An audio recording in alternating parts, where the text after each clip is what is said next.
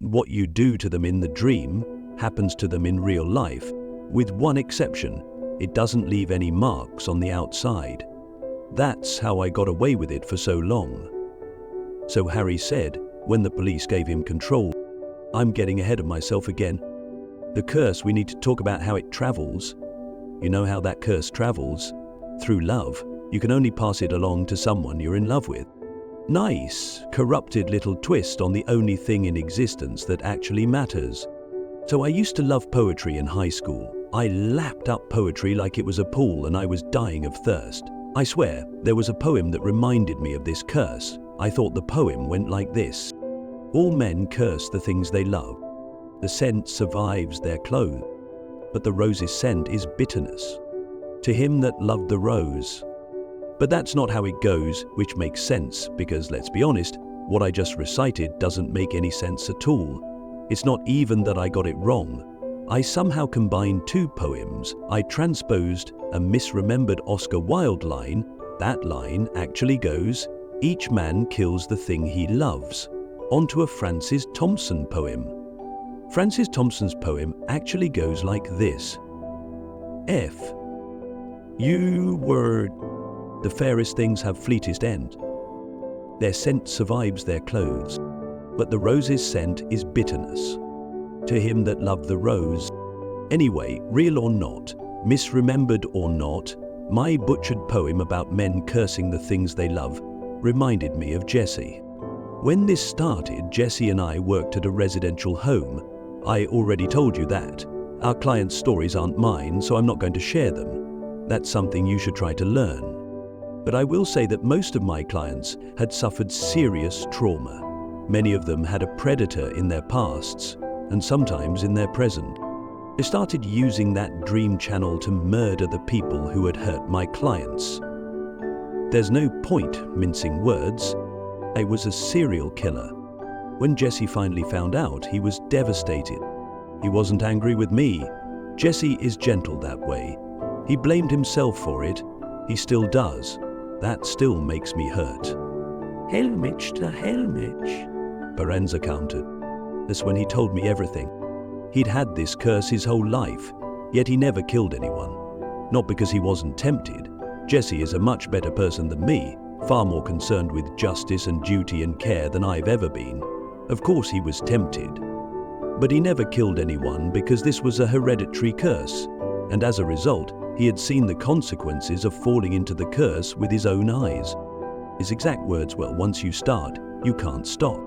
And if you try to stop after you start, something comes for you. Its name is Karakor. You never want to meet Karakor. It's better to die than let him take you. I believe Jesse. The problem was, I'd already started. For his sake, I'd tried to stop. But once you start, you can't stop. Again, it would take hours to tell you everything that happened, and I am so fucking tired. But long story short, I ended up nearly dead.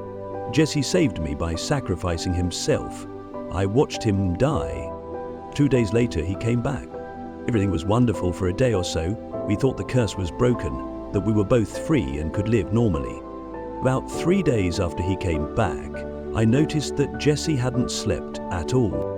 Soon, we both realized he couldn't sleep at all. When you can't sleep, when you can't even have micro naps, you start to fall apart really fast. Jesse started to fall apart. He fell apart to the point where he started to die again. It was because of Karakor. Jesse is the only person I love. I was desperate. I'll spare you the long story and give you the shortest version possible. I found Karakor. My plan was to trade myself for Jesse. I had no idea how it would work, but I assumed it would suit. A life for a life, right? But it didn't go according to plan. In fact, nothing I expected happened. What actually happened was insane. Karakor pulled out one of my eyes and ate it. Then he pulled out one of his eyes. It looked like a star, just like the North Star, and put that star inside my eye socket. Then he lumbered away into the darkness without so much as a word. The last thing I saw were his horns, great twin shadows staining the night sky. I went home, defeated. Only when I got there, Jesse was asleep. Even though I'd lost an eye, I was okay with that. Age discrimination. What I wasn't okay with were his eyes. Jesse had the most beautiful dark eyes, the kind of eyes you can drown in. When I returned from my meeting with Karachaw, one of his eyes was still dark and beautiful as ever, but the other was bright and gold as a polished coin. I thought that was the end. Only nothing is ever the end. Not for us. Within a week, Jesse had stopped sleeping. A couple of days after that, he was falling apart again, dying from lack of sleep. One of my least favorite things about life is you are always engaged in negotiations. Even if you don't know what you're negotiating for, even if you don't understand the negotiations, even if you don't realize you're negotiating, you are every minute of every day. And when Karachaw took my eye and gave me his and made it so Jesse could sleep again, he wasn't giving me a gift. He was negotiating. By exchanging his eye for mine, I'd agreed to negotiations. My side of the bargain I had no idea I'd struck was to continue murdering people in their dreams in exchange for Jesse's continued health. By the time I finally figured that out, Jesse was almost dead, but he was still awake and aware enough to cry when I slipped into my cursed death sleep. I was crouched over him when I felt air strike my skin and lifted me off my feet. I distinctly remember his soul saying, "Be gone." When I surfaced after committing yet another murder, he was still crying, but otherwise he was healthy. More importantly, he slept that night. Karachaw came to me in dreams after that. Every time he appeared in my dreams, he gave me a target, showed me visions that gave me everything I needed to locate and kill my victim. This was a problem for me. You see, Karachaw was not as discerning as I was. I'm a bloodthirsty killer, I'll admit it, a vigilante from hell, but even I have limits. I limit my killing sprees to predators. Karachaw did not respect those limits, not at all. So I reopened negotiations. The results were I got to pick who I killed, but Jesse had to join me. You have to understand that Karachaw has always wanted Jesse. At great cost to himself, Jesse denied Karachaw his entire life. I undid his denial, took away his agency, his consent. But I didn't do it because I wanted to. I did it out of love. That's not an excuse, it's not a defense, it's just a fact. I did it because I love Jesse. I did it for Jesse. Jesse will do and has done everything for me. He's done things I asked for and things I haven't, all for love. He never resented any of it. But he resented this. He resents it so much that I think he wishes he never loved me. But I had no choice. It was do or die. That's the curse. See something, do something. And now both our lives depended on Jesse doing something. It was something he had refused to do his whole life up until that point. But refusal was no longer an option. If he refused, we both died. He knew it. Even if he stopped loving me, even if he hated me, I don't think Jesse would ever want me to die. So he became a dream killer too. Not because he wanted to, but just because he loved me. I got a job booking inmates into a big regional jail, ironic, I know, and that made it very easy to find targets. Once I was on top of that, the records for past offenders were perfectly accessible. And after that, specifically after seeing the abuses perpetuated on inmates who deserved it, and many more who didn't, it was only a matter of time before Jesse and I started going after the guards. By that time, I could fully control my dreams and direct the creation of the dream channels. I could travel. I could bring Jesse with me. I could see things, secrets and hidden actions and forgotten memories that no one without my abilities would ever see. I uncovered terrible things that have been buried and concealed. I saw things that have never seen the light, unless you count the light of my starry eye. That's what my eye looks like in the death dreams, a bright and blinding star that sees all and burns what it finds wanting. Yes, he couldn't handle it. He tried so hard, but he simply could not cope.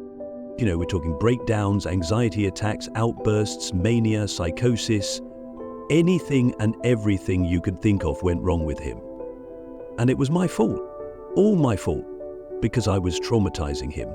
Not because I wanted to. Because traumatizing him was the only way to keep him alive. I guess it's not surprising that he eventually refused to sleep.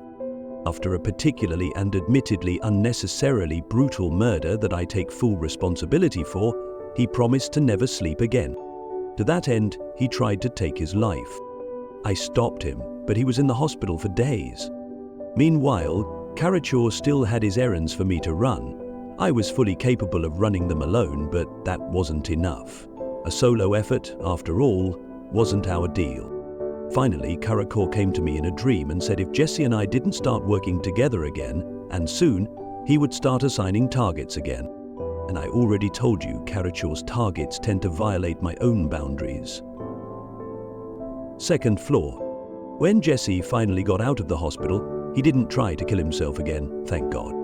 But he still wanted to sleep as little as possible. I didn't support him in this. I mean, how could I?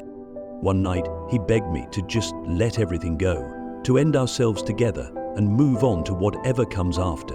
Even if nothing comes after, he said, at least we'll be free. But I couldn't do that. I couldn't lose Jesse. I still told him that. So in order to keep himself from sleeping, and in doing so, prevent me from utilizing him in my death dreams, he intentionally developed a raging meth addiction. Because he wasn't sleeping, Karachor got to call the shots. He was assigning death errands to me nightly, making me see all kinds of things. If you see something, do something, right? If you see something without doing something, you die. Only I wasn't allowed to do anything without Jesse.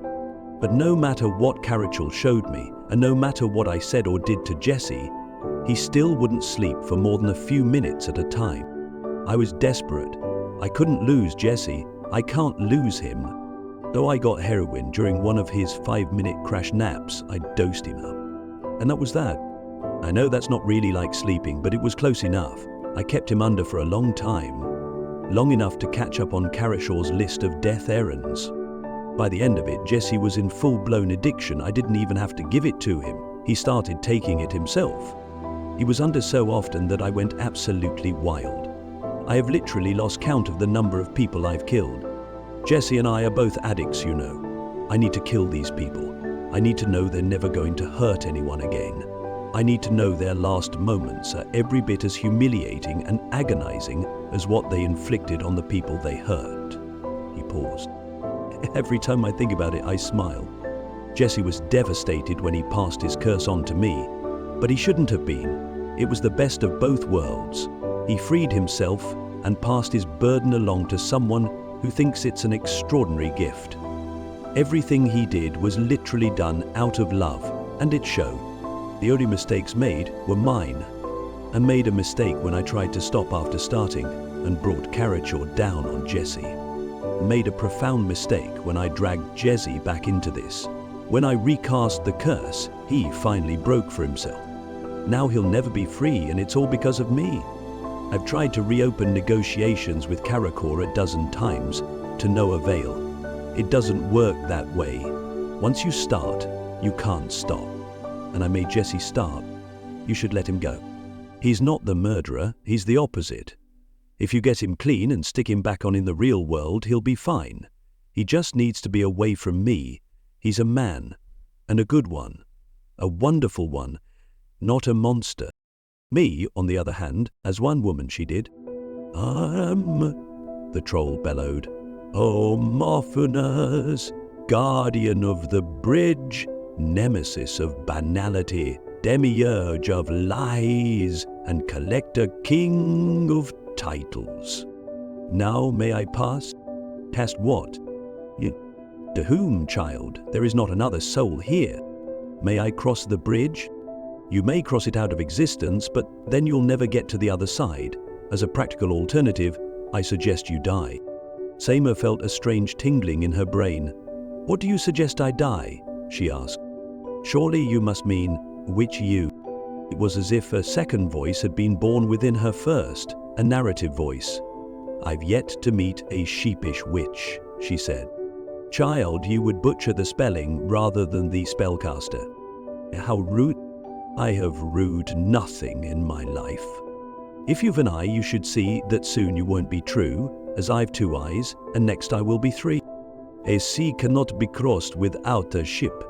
Why then, not put down roots instead? I already have a root, said Seema. It leads. With that, Homophonus bowed and stepped aside, pointing with his staff to the other side of the bridge. Godspeed, child.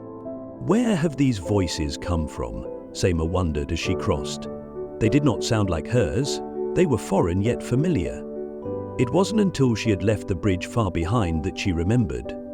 The voices belonged to all the storytellers she had ever known, were of all the stories she had ever heard, and she was glad for their company as her own story sprouted in her mind, granting her more and more weight against the raging winds. She understood that her success demanded not only a rousing tale, but equally an effective voice to tell it, and now she had an entire cultural history from which to choose. Having overcome the naked bird of self-doubt, the welcome bench of dejection and the tree of fruitful misery, the punishing wind of frivolity and the staff troll of clever wordplay, Seema arrived at the god statue's shoulder. Many had not made it even this far. Then again, many great storytellers had, Ubalut Sadbard among them, but still failed to make the god statue cry. Footnote. Seema pressed on. The god statue's shoulders were appropriately wide and included a winding footpath leading to a towering god neck. The god neck had a ladder. As she started to climb, a voice boomed. "Please get off my neck. The ladder is for technical personnel only. It's off limits for humans. There should be a sign. There used to be a sign." Seema slid down the ladder and neared the god collarbone. "Hello," she said. Far above, something moved. Big stone lips and 2 nostrils appeared in the sky. The nostrils, Seema saw, were the source of the strong winds she had encountered during her ascent. "Speak if you must," the booming voice said. "I am Seema of Nosanin, and I am here to tell a sad story." "I am the Godhead, summit of the god statue," said the Godhead. "I will listen. But tell me, Seema, is your story truly miserable?" "I believe it is." "Is it more miserable than the story told by the last storyteller who came this way?" "I'm not sure, Mr. Godhead. I don't know that story, but I can assure you that the one I'll tell is the most horrible, miserable, and woeful one I've ever heard." He ends with a sad, "You're young for a human, aren't you?" asked the Godhead. "I am," said Seema. "In my divine experience, young humans are not nearly as miserably minded as old ones. In my defense, I am an orphan, Mr. Godhead. Anyway, proceed. Once upon a time, in a land far below, parentless and alone, in a great dust bowl of a world, there lived a girl." "If I may interrupt," the Godhead said, "I have a question. Is this the first story you have ever told?" "Yes, Mr. Godhead," he began. "If I may interrupt once more to ask a follow-up question, is your story about you?" This caught Seema off guard, and for a second she panicked, wondering whether she had misunderstood the nature of her inner voice, her narrative voice, and if that voice was not in fact the voice of the Godhead which had infiltrated her mind. "It is," she said. "How did you know?" "I may answer that in 2 ways. First, I am the Godhead, so I can know all. Second, I have listened to an eternity of stories, and that experience has allowed me to formulate several critical opinions, one of which is that first-time storytellers often tell stories about themselves. These stories are boring and terrible, and no one should listen to them. They are miserable," said the Godhead, "in all the wrong ways. I tell these stories of victory and survival." Seema did not know how to respond. The fate of her people depended on her, but she had indeed decided to tell a tale about herself. "Should I continue, Mr. Godhead?" If you must." "I feel I must continue," she said, refocusing and taking a deep breath. "As I was saying, once upon a time, in a land far below." "Oh," he said, still trying to speak, but lacking the words to express his meaning, "that you have established yourself here." "The Godhead," said the Godhead, "for my own records, if nothing else." "What, human child, did you say your name was?" "Seema." "Your full name?" "Seema of Nosanim." The godhead paused, emitting no sound and ceasing its breath wind, before two orbal eyes emerged in the sky above its godly lips and celestial nostrils. They squinted. They blinked. "And you say you are an orphan?" "I am, Mr. Godhead." "An orphan of Nosadime?" Yes. There began now a tremendously deep rumbling. "Orphan Sema of Nosa name." The rumbling deepened. It felt like all of existence had begun to vibrate. "Same of Nosa name, Nosa name, and Orsa name," an orphan echoed back in the dark. "Oh, that's good. That is very good." Sema stood motionless, staring up at the face in the sky. His eyes had closed, its lips had curved into a smile, and the rumble had become a chuckle, a divine, omniscient giggling to a guffaw, become an all-out boisterous laugh, which was awful and infectious, and Sema too joined in the laughter, until from one of the godhead's eyes there escaped a solitary tear. Sema watched in wonder as it flowed toward the corner of the eye, and fell. "I've done it," she thought. And not only that, the first teardrop was only the beginning. Soon tear after tear was flowing from the godhead's eye, and raining on the world below, her people's world, the parched world from where even the drought bunnies had sought escape. If only she could have seen the expressions on their faces. It is difficult to say for how long they laughed together, the girl and the godhead, but I'm sure it was a long time. And after the laughter had passed, the godhead said, "Sema, it has been an eon since I have heard a joke. I must say it has been a pleasure to experience one again, and I thank you for delivering to me such a precious gift." "You are welcome, Mr. Godhead," said Sema. "Go now, but promise you shall visit again someday with another joke to share." Sema promised. Smiling, she turned, walked the winding footpath to the god shoulder, and happily began her descent down the god statue. She passed the troll bridge, the place of the winds, Ubalut Sadbard sitting darkly on his bench, and the spot where the featherless bird had exploded, which had retained the faint smell of blood. It wasn't until she was several hundred steps below, however, that a horrible tremor passed through her, because, rather than diminishing, the smell of blood had intensified. She paused for a moment, sniffed the air and listened. She was not far from the ground, and certain sounds wafted gently into her ears. Screams, mumbled pleas, the breaking of bones, the snapping of things human and sinewy. And she sped up, leaping rather than walking, steps at a time. When she reached the surface of the world, she noticed at once that it was different than she remembered. Where the land had been dry and barren, it was now verdant and overgrown. Where it had been dusty, it was damp. Grasses had grown taller than she. Trees had gnarled into foreboding serpentine shapes. And the stench of blood was undeniable. Even before reaching the entrance to her village, she splashed through puddles of it, marking her legs with crimson, and the sounds only grew louder, in voices more familiar. She called out all the names she knew. She called out for anyone, but nobody answered. There was only the breaking and the snapping, the crunching and the chewing, her breathing, and the bunny stepped into her pup. She slid it into a tumbled hole. It was 100 feet tall and porous, a biological framework of bone interwoven with strings of pale flesh and wet vines, sprouting varicolored flowers and tufts of white fur.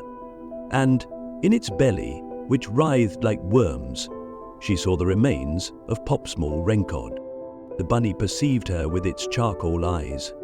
From within it, the half-digested remains of Popsmall Rencod gurgled like bubbles rising through a swamp of vomit. The bunny bared its teeth. Sema ran past the bunny, toward the village, where with racing heart she witnessed absolute devastation. Buildings lay as rubble. Bodies littered the once peaceful streets. The surrounding fields, fertile with agitated vegetation, snarled and cursed, and silhouetted against the red and thundering sky loomed the bunnies. "Sema, The syllables of her own name startled her. "Sema," said the skinless face of a man, pulling himself toward her. He had been halved. His legs were nowhere to be seen. "Sema, run!" the man said, and as he neared her, she recognized him as the chief. "A terrible has happened. The worst," the London said suggestively. "I don't understand," said Sema, crouching, involved in research into the meaning of these current psychics. "Exercising belief. I made the god statue cry. I ascended to the summit and I made him laugh, and it was you?" The chief's upper body lunged. He grabbed her leg, bit her ankle. She kicked him off and backed away. "What's happened?" "Tears of mirth and not tears of sorrow. I thought," Sema said, "you have damned us all."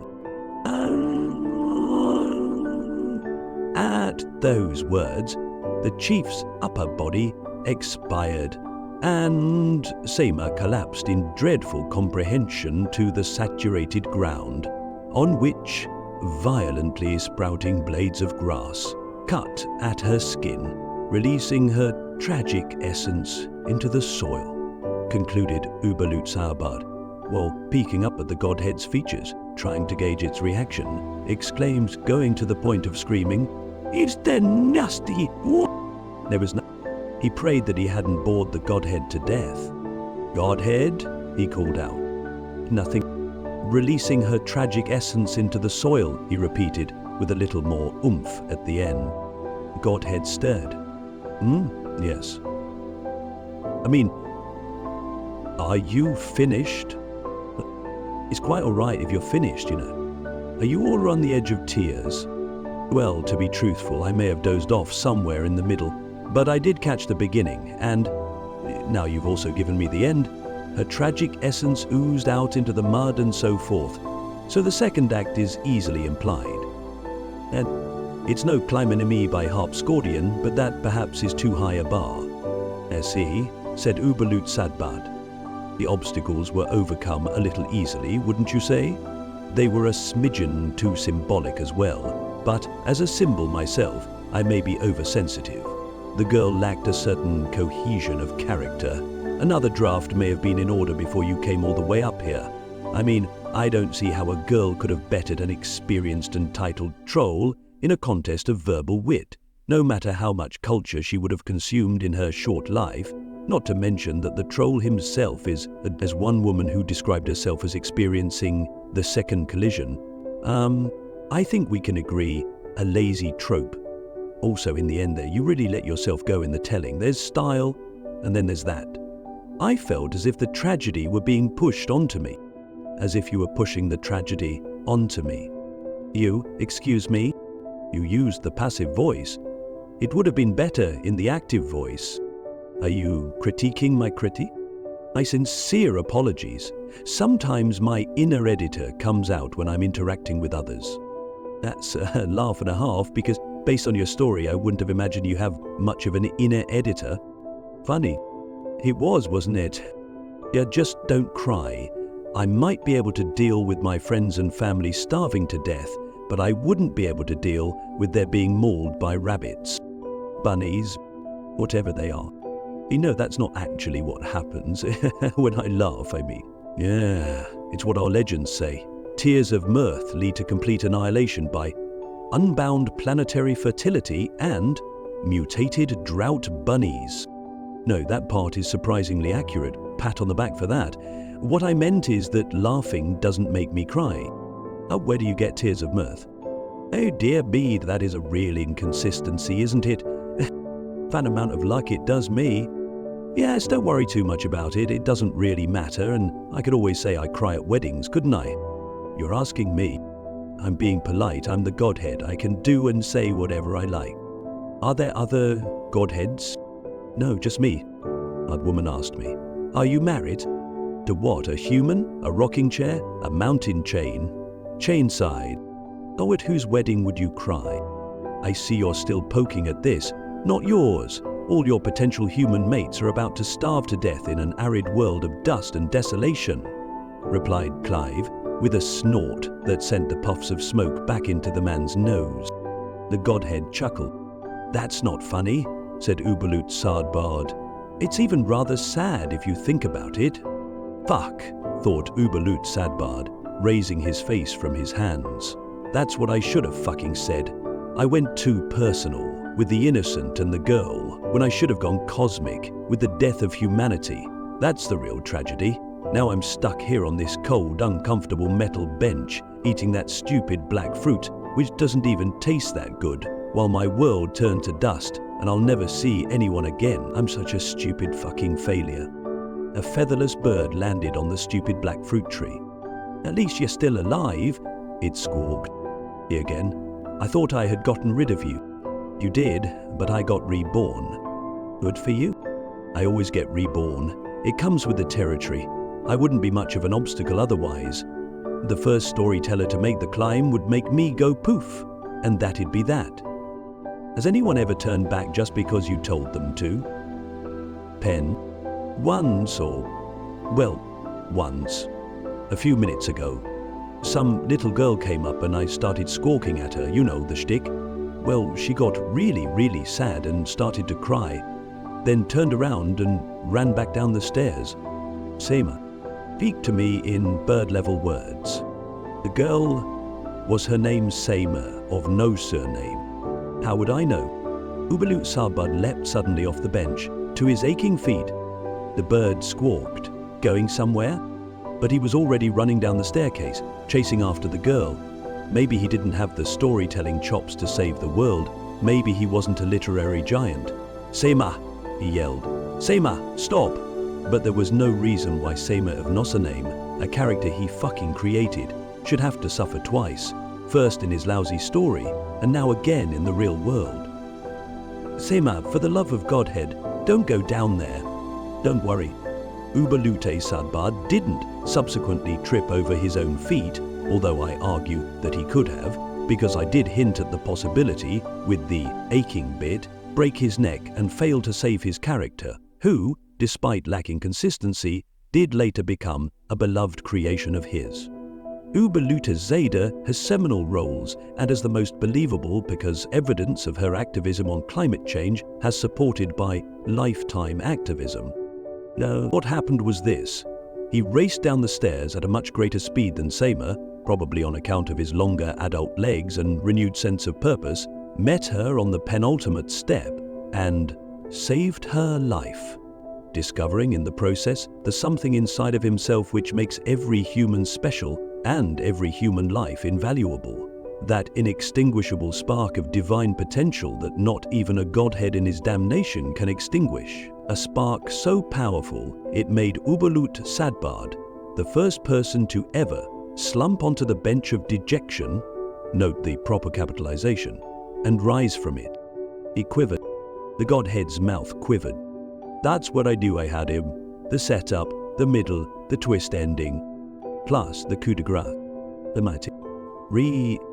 Damn you, harpsichordian," the godhead said, its tears beginning slowly to trickle. "You get me every time. Every single time I think, no, he won't do it. He can't. I've already heard Cleonomini, and nothing can top the betrayal scene in that. Yet here we are. You've outdone yourself once again. And I just can't handle it, you know. Your stories, the way you tell them, At this point, the godhead's speech became a sob-logged babble that I couldn't understand, but that's not important. What's important is that I descended the god statue in a triumphantly woeful rain that replenished the soil, saved the world, and earned me another round of accolades.